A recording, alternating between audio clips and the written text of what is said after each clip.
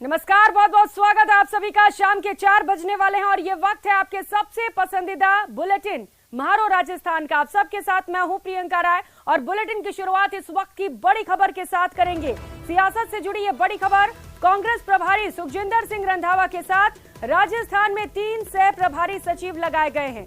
अमृता धवन, वीरेंद्र सिंह राठौड़ और काजी निजामुद्दीन को राजस्थान कांग्रेस का सह प्रभारी बनाया गया है। बड़ी जिम्मेदारी इन सभी को सौंपी गई है क्योंकि इसी साल विधानसभा के चुनाव होने वाले हैं और ऐसे में इन 3 लोगों को बड़ी जिम्मेदारी दी गई है, सह प्रभारी का पद दिया गया है। तो कांग्रेस प्रभारी सुखजिंदर सिंह रंधावा के साथ अब ये सभी काम करेंगे। राजस्थान में रणनीति बनाने के लिए इन तीनों को नियुक्त किया गया। ये तीनों लोग अब राजस्थान में किस तरीके से सरकार रिपीट करा सके इस पर रणनीति बनाएंगे। दिल्ली से सहयोगी लखवीर हमारे साथ जुड़ चुके हैं। लखवीर, 3 सह प्रभारी नियुक्त किए गए हैं, क्या रणनीति इसके पीछे कांग्रेस की ओर से और क्या लग रहा है जीत दिला पाएंगे ये लोग? इनका बैकग्राउंड बताइएगा जरा। जी बिल्कुल प्रियंका, इस साल के अंत में राजस्थान में विधानसभा के चुनाव होने हैं। ऐसे में कांग्रेस के एआईसीसी जो प्रभारी है राजस्थान में सुखजिंदर सिंह रंधावा, उनके हाथ मजबूत करते हुए 3 एआईसीसी सचिवों को राजस्थान में सह प्रभारी का जिम्मा सौंपा गया है, जिसमें अमृता धवन, वीरेंद्र सिंह राठौड़ और काजी निजामुद्दीन का नाम शामिल है। अमृता धवन दिल्ली महिला प्रदेश कांग्रेस की अध्यक्ष हैं और एआईसीसी की सचिव हैं।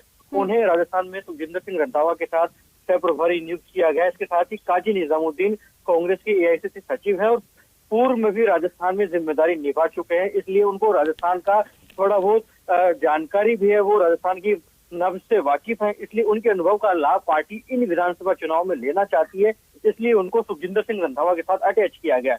इसके साथ ही एआईसीसी के सचिव वीरेंद्र सिंह राठौड़, जो कि मूलतः हरियाणा के रहने वाले हैं, पूर्व में बिहार विधानसभा चुनाव और हाल ही में हुए गुजरात विधानसभा चुनाव में अपनी महत्वपूर्ण भूमिका निभा चुके हैं। ऐसे में राजस्थान के विधानसभा चुनाव में भी पार्टी उनके अनुभव का लाभ लेना चाहती है, इसीलिए सुखजिंदर सिंह रंधावा के साथ 3 एआईसीसी सचिवों को नियुक्त किया गया है, जिससे कि पार्टी आगामी विधानसभा चुनाव में चाहे वो फीडबैक का कार्यक्रम हो, चाहे सर्वे का काम हो, या फिर किस तरीके से तमाम मतदाताओं तक पूछा जाए, बूथ मैनेजमेंट कैसे किया जाए, जो भी काम एआईसीसी की तरफ से अलॉट किए जाएंगे तमाम पदाधिकारियों को, उसको कैसे रोड मैप बनाया जाए, कैसे तमाम बूथ और कार्यकर्ताओं तक पहुंचा जाए। ये तमाम जो एआईसीसी के सह प्रभारी हैं वो एआईसीसी इंचार्ज सुखजिंदर सिंह रंधावा के साथ मिलकर आगामी दिनों में एकदम फ्रंट फुट पर नजर आएंगे, ताकि जिस प्रकार से गहलोत सरकार की जो योजनाएं हैं, जिस प्रकार से जो बजट दिया गया है और जो काम गहलोत सरकार कर रही है, उसको तमाम कार्यकर्ताओं तक तो पहुंचाएं। इसके साथ ही मतदाताओं तक कैसे पहुंच बनाई जाए, इसको लेकर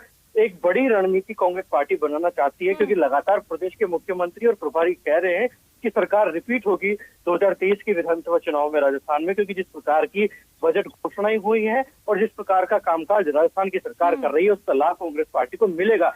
इसी का कारण है कि कांग्रेस पार्टी ने अपने संगठन को भी मजबूत किया है और एआईसीसी संगठन को मजबूत करने की कवायद लगातार कांग्रेस की ओर से जारी है और इसी कड़ी में एक और बड़ा फैसला लिया गया है कांग्रेस की ओर से। बहुत शुक्रिया लखवीर आपका इन तमाम जानकारियों के लिए।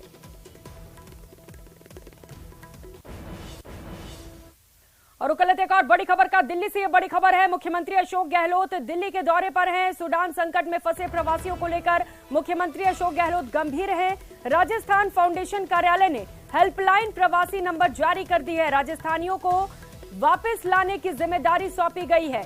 आवासीय आयुक्त कार्यालय नई दिल्ली और राजस्थान फाउंडेशन के जयपुर कार्यालय में नियंत्रण कक्ष भी स्थापित किया जाएगा। हेल्पलाइन नंबर जारी किया गया है। हेल्पलाइन नंबर है 0141-222-9111। यह हेल्पलाइन नंबर जारी किया गया है सरकार की ओर से और इसके साथ ही एक और हेल्पलाइन नंबर है 9183-0600-9838। खबरों में आगे बढ़ेंगे। राजधानी जयपुर में संजय पांडे और रामप्रसाद सुसाइड केस को लेकर धरना जारी है। 2 तस्वीरें इस धरना प्रदर्शन की आपको दिखाएंगे। एक और जहां रामप्रसाद के परिजन धरना दे रहे हैं, तो वहीं संजय पांडे सुसाइड केस को लेकर भी सर्व समाज एसएमएस अस्पताल की मोर्चरी के बाहर धरना प्रदर्शन कर रहा है। और वहीं रामप्रसाद सुसाइड मामले से जुड़ी इस वक्त की बड़ी खबर और बड़ा अपडेट आपको बता दें। चांदी की टकसाल में मृतक के परिजनों का धरना जारी है। पिछले 6 दिन से शव को लेकर परिजन धरना प्रदर्शन कर रहे हैं। मामले में दोषी अफसरों के खिलाफ कार्रवाई की मांग की जा रही है और इसी मांग को लेकर लगातार परिजनों का धरना जारी है। छठे दिन भी राम प्रसाद मीणा का शव नहीं उठाया गया। अब तक अंतिम संस्कार नहीं हो सका है। चांदी की टकसाल पर लगातार लोग 6 दिनों से धरना प्रदर्शन कर रहे हैं। अपनी मांगों को मनवाने के लिए ये सभी धरने पर बैठे हुए हैं। मुक्त होनी चाहिए, साथ ही साथ में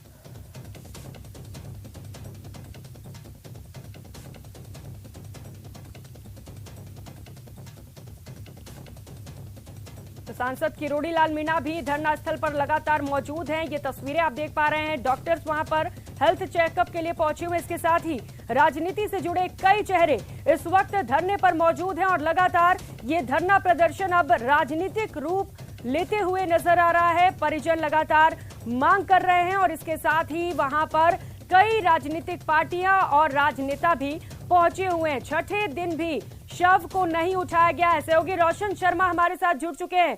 रोशन, लगातार 6 दिनों से प्रदर्शन जारी है, अभी क्या स्थिति है वहां पर?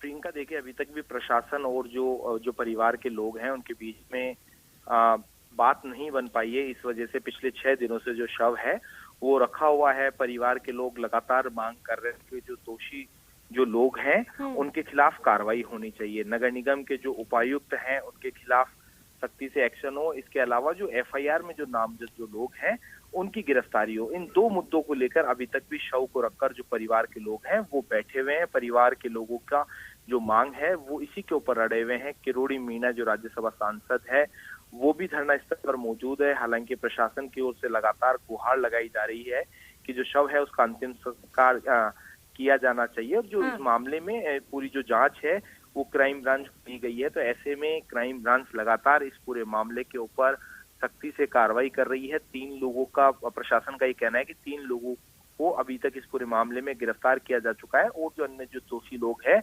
उनको लेकर जो जांच है वो चल रही है। जैसे ही जांच रिपोर्ट वो आती है उसके बाद में उन्हें भी गिरफ्तार कर लिया जाएगा। कुल मिलाकर कहा जा सकता है कि पिछले 6 दिनों से जो राम प्रसाद है उसका शव रखा हुआ है डीप फ्रीज के अंदर और अभी तक प्रशासन जो परिवार के जो लोग हैं उन्हें समझाने में, उन्हें मनाने में नाकाम साबित हुआ है। बिल्कुल। और रोशन, अब सवाल ये है कि क्राइम ब्रांच की ओर से जांच किए जा रहे हैं, बावजूद इसके लोग मानने को तैयार नहीं है। क्या जांच पर भरोसा नहीं है? उन्हें ये भरोसा नहीं है कि न्याय मिलेगा? दिक्कत कहाँ आ रही है बातचीत में? देखिए, शायद दिक्कत की बात की जाए तो शायद वार्ता में कहीं ना कहीं कह सकते हैं कि गलत दिशा में जा रही है। हालांकि प्रशासन की ओर से दावा किया जा रहा है कि लगातार जो है हम परिवार से कोशिश कर रहे हैं, गुजारिश कर रहे हैं।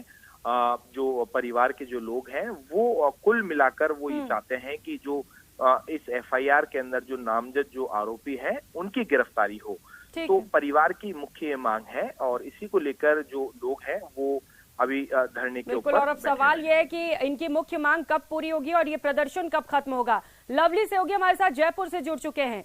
लवली, लगातार राम प्रसाद आत्महत्या मामला तूल पकड़ रहा है। एबीवीपी की ओर से भी प्रदर्शन किया गया, क्या कुछ हुआ आज प्रदर्शन में वहां पर?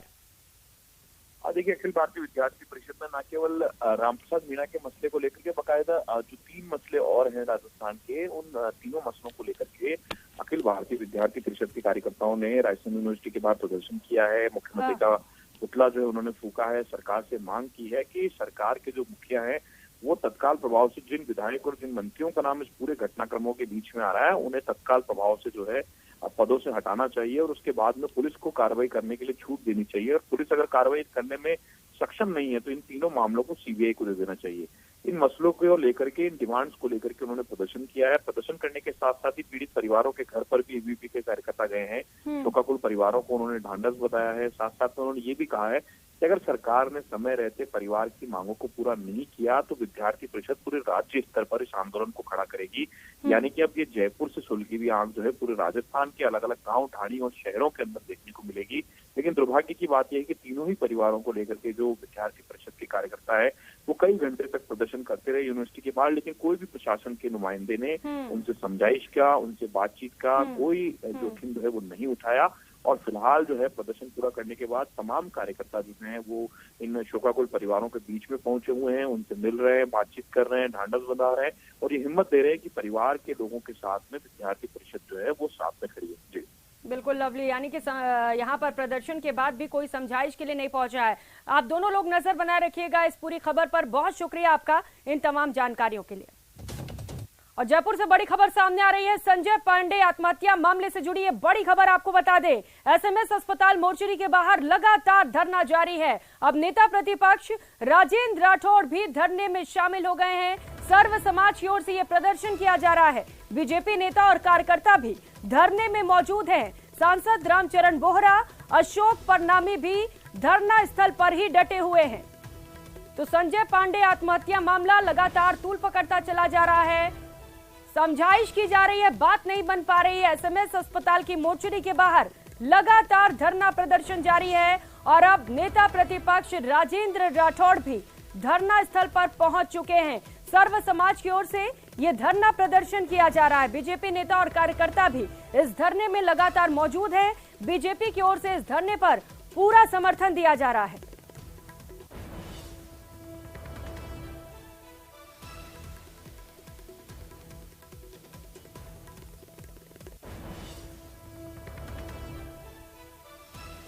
तो वहीं संजय पांडे सुसाइड केस को लेकर विधायक रफीक खान का भी बयान सामने आया। रफीक खान ने कहा है कि बीजेपी लाशों पर राजनीति करने वाली पार्टी है। तो वहीं इसे लेकर नेता प्रतिपक्ष राजेंद्र राठौड़ ने भी पलटवार किया। बोले इस पर राजनीति नहीं होनी चाहिए। आप भी सुनिए।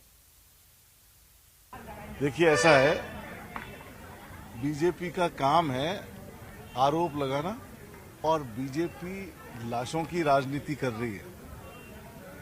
ऐसी पार्टी जो मकसद की या काम की राजनीति नहीं करती है, वो खाली जाति विशेष को टारगेट करती है और धर्म और जाति की राजनीति करती है। मैं समझता हूँ कुछ मामले ऐसे होते हैं जिनमें राजनीति नहीं होनी चाहिए। कुछ बातें स्पष्ट अपने आप कह जाती है। मृतक के बयान, मृतक की डाइंग डिक्लेरेशन, मृतक का लिखा हुआ पत्र, सारी बातें साफ कह रहा है और मैं समझता हूँ इस बारे में सरकार को संज्ञान लेना चाहिए। और जयपुर से बड़ी खबर सामने आ रही है। Palace on wheels Gandhinagar railway station पहुंची। जीआईटीवी में भाग लेने के लिए विभिन्न देशों से 77 प्रतिनिधि जयपुर पहुंचे हैं। मेहमानों के साथ आरटीडीसी अध्यक्ष धर्मेंद्र राठौड़ भी जयपुर पहुंचे।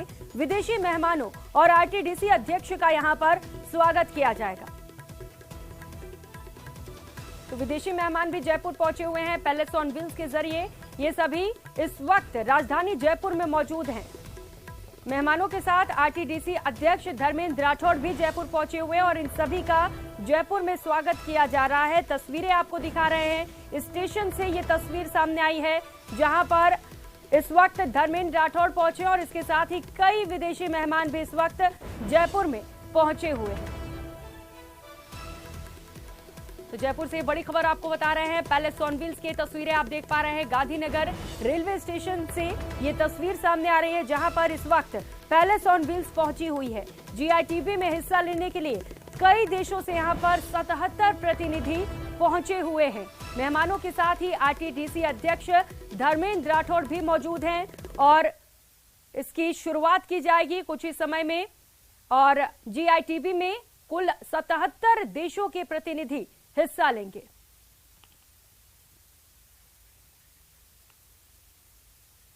और सहयोगी महिमा इस वक्त सीधे हमारे साथ जयपुर से जुड़ चुकी हैं, रेलवे स्टेशन पर इस वक्त मौजूद हैं। महिमा, आरटीडीसी अध्यक्ष भी पहुंचे हैं, विदेशी मेहमान भी पहुंचे हैं, किस तरीके से स्वागत सत्कार किया जा रहा है सभी का?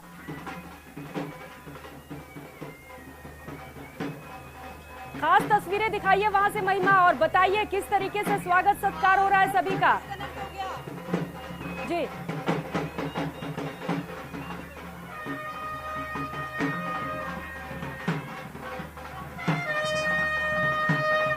तो विदेशी मेहमानों को राजस्थानी लोक संस्कृति की झलक यहां पर दिखाई जा रही है। साफा पहनाकर सभी का स्वागत किया गया है। राजस्थान की परंपरा से विदेशी मेहमानों को रूबरू कराया जा रहा है। भव्य स्वागत यहां पर किया जा रहा है। तस्वीरें आप देख पा रहे हैं जहां पर विदेशी मेहमान पहुंचे हुए हैं। आरटीडीसी अध्यक्ष धर्मेंद्र राठौड़ भी इस वक्त मौजूद हैं। फूलों की बारिश कर भव्य स्वागत किया जा रहा है। रेलवे स्टेशन से ये सीधी तस्वीर इस वक्त आपको दिखा रहे हैं। आरटीडीसी अध्यक्ष धर्मेंद्र राठौड़ पहुंचे हुए हैं। महिमा सहयोगी लगातार हमारे साथ जुड़ी हुई हैं। महिमा, तस्वीरें दिखाइए जरा वहां से।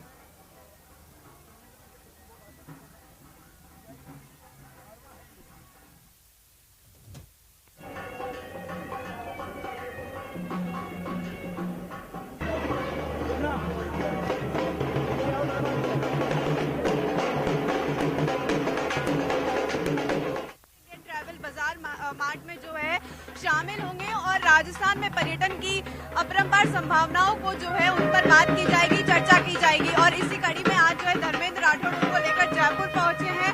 करीब 285 फॉरेन टूर्स जो है यहाँ पर आज शामिल हुए हैं। विदेशी एम्बेसडर आज यहाँ पर आए हैं और धर्मेंद्र राठौड़ हमारे साथ इस वक्त जो है मौजूद भी है। और तस्वीरें हम आपको दिखा रहे हैं कि आज यहाँ पे टूरिस्ट जो है पहुंच चुके हैं और जो अब अगले 3 दिन लगातार राजस्थान के पर्यटन को लेकर चर्चा करेंगे। तो ऐसे में आज शाही रेलगाड़ी जयपुर पहुंच चुकी है। सर मेरे साथ मौजूद है। सर, शाही रेलगाड़ी जयपुर पहुंची है, ग्रेट इंडियन ट्रैवल बाजार मार्ट का आयोजन है, कैसे देखते हैं सर? ये GITB का 12वां संस्करण है, कोरोना के बाद में पहला है और हमारे जयपुर में ये GITB हो रहा है। इसकी मेहमान नवाजी करने को हमको मौका लगा है। इस बात को लेकर हम बहुत ही खुश हैं और बहुत ही प्रयास करेंगे कि इन मेहमानों की हम अच्छे से खिदमत करें। वैसे भी राजस्थान की परंपरा रही है कि मेहमान की आवभगत करने का राजस्थान में एक अनूठा अंदाज है। पहले सोनभील अपने ये कह सकते हैं अपनी उड़ान के 7वें आसमान पे है। राजस्थान का टूरिज्म 7वें आसमान पे। हमारे प्रदेश के मुख्यमंत्री जी ने जो टूरिज्म को बूस्टर डोज दी है, उसको लेके राजस्थान टूरिज्म में हब बनने जा रहा है। विदेशी पर्यटकों को कितनी भाई सर पहले सोनभील? बहुत जबरदस्त। हमने सबका भी सबसे बात की, सबसे इंटरेक्शन किया। 56 देशों के लोग जो आज इसमें पहले सोनभील से आए हैं, सबने पहले सोनभील की बहुत प्रशंसा की है कि हमारा नया एक्सपीरियंस है।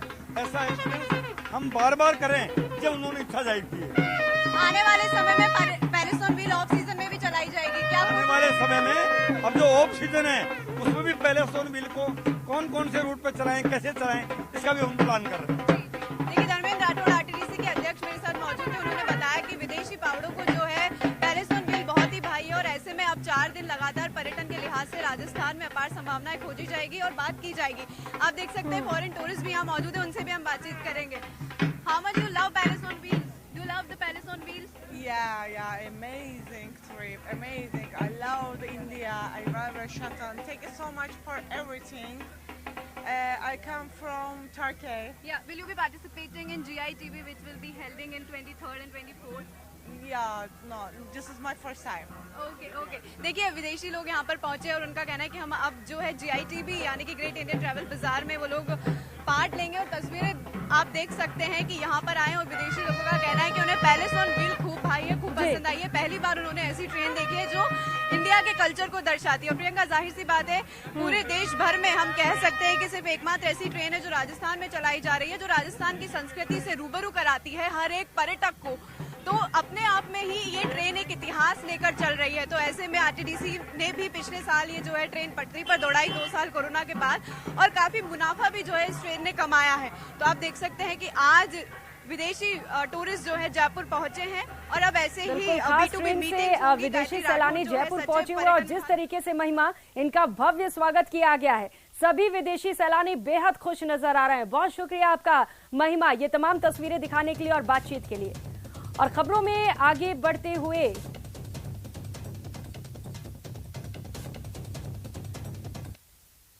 भरतपुर से खबर है, आरक्षण के लिए आंदोलन किया जा रहा है। सैनी समाज का 12% आरक्षण की मांग को लेकर आंदोलन जारी है। सैनी समाज के लोगों ने नेशनल हाईवे को जाम कर दिया। सुरक्षा व्यवस्था के मद्देनजर प्रशासन ने इंटरनेट पर पाबंदी लगा दी है। आज रात 12 बजे तक इंटरनेट सेवाएं बंद कर दी गई हैं। नदबई, वैर, भुसावर सीमा क्षेत्र में इंटरनेट पर पाबंदी लगाई गई है। सैनी समाज के प्रतिनिधि मंडल और पुलिस प्रशासन के बीच वार्ता लगातार जारी है। गतिरोध दूर करने की कोशिश की जा रही है। दीपक पुरी सहयोगी हमारे साथ जुड़ चुके हैं। दीपक, लगातार प्रदर्शन जारी है, अब इंटरनेट सेवाओं पर रोक लगा दी गई है, अभी क्या रणनीति है प्रशासन की ओर से? बातचीत कर समझाइश की कोशिश की जाएगी? देखिए, सुबह से ही लगातार जो बातचीत का दौर है वो चल रहा है, लेकिन बात जो है वो अभी बन नहीं पा रही है। कहीं ना कहीं जो प्रतिनिधि मंडल है वो प्रशासन से बात करके जब आंदोलनकारियों के बीच में पहुंचता है तो वो आंदोलनकारी जो है वो बात से सहमत नहीं होते हैं और लगातार जो गतिरोध है वो अभी बना हुआ है। आंदोलनकारी नेशनल हाईवे को जाम करके बैठे हैं, गांव अरौदा के पास में टेंट लगा करके वो बैठे हैं और सैकड़ों की संख्या में लगातार संख्या बढ़ती जा रही है। सुबह संख्या कम थी, लेकिन जैसे जैसे दिन ढलता गया संख्या लगातार बढ़ती जा रही है और उनका कहना है कि पहले जिन लोगों को पुलिस ने गिरफ्तार कर रखा है, जिसमें आरक्षण के आंदोलन के जो संयोजक हैं मुरारी लाल सैनी, उनके साथ अन्य लोग भी हैं, उनको पहले रिहा किया जाए, उसके बाद वो आंदोलनकारियों के बीच में पहुंचेंगे, उसके बाद आगे की जो चर्चा है वो की जाएगी। अभी यहाँ तक जो है वो बात पहुंच पाई है, प्रशासन के सामने उन्होंने बात रखी है कि सबसे पहले उनको रिहा किया जाए, वो आंदोलनकारियों के बीच पहुंचेंगे, उसके बाद जो आरक्षण की मांग है 12% की, उस पर जो है आगे की चर्चा की जाएगी। यानी कि साफ तौर पर अभी जो गतिरोध है वो बना हुआ है और प्रशासन उस गतिरोध को समाप्त करने की कोशिश कर रहा है, लेकिन बातचीत बैठ नहीं पा रही है और लगातार सुबह से ही अधिकारी जो है वो जो आंदोलन स्थल है उससे थोड़ी दूर पहले सुबह से ही डेरा डाले हुए थे, लेकिन अब सभी अधिकारी यहाँ से रवाना हो चुके हैं, कोई भी अधिकारी यहाँ पर मौजूद नहीं है। अब फिलहाल आंदोलनकारी जो है वो वहाँ पर बैठे हुए हैं। जिला मुख्यालय पर जो है अब बैठक का दौर लगातार चल रहा है। जो प्रतिनिधि मंडल है वो जिला मुख्यालय पर प्रशासन के साथ बैठक कर रहा है और प्रशासन इस पूरे मामले को सुलझाने की कोशिश कर रहा है। प्रशासन का इन लोगों से कहना है कि जो बात है वो बैठ करके जो है उसको समस्या का हल किया जा सकता है। इस तरह से जो है नेशनल हाईवे को जाम करना और अपनी मांगों को रखना, ये कोई समाधान। बिल्कुल दीपक, तरीका ठीक नहीं है। बहुत शुक्रिया आपका इन तमाम जानकारियों के लिए। और पृथ्वी दिवस के मौके पर न्यूज 18 के सदस्य भी पौधारोपण कर रहे हैं। पृथ्वी दिवस के मौके पर आप भी अपना योगदान दे सकते हैं। न्यूज 18 राजस्थान की मुहिम इंडिया पेड़ लगाओ से जुड़िए, पौधा लगाइए, सेल्फी लीजिए और सेल्फी को #News18 ट्रैफी पर ट्वीट कीजिए। न्यूज 18 ने एक नई पहल की है ताकि पर्यावरण को बढ़ावा दिया जा सके और इस मुहिम का हिस्सा आप भी बन सकते हैं। अपना योगदान देकर आप अपने घर के आसपास पौधे लगाइए और साथ ही अपनी सेल्फी फोटो हमें आप भेज सकते हैं और इनाम भी जीत सकते हैं। इस बुलेटिन में फिलहाल इतना ही। खबरों का सिलसिला लगातार जारी है, आप बने रहिए हमारे साथ। नमस्कार।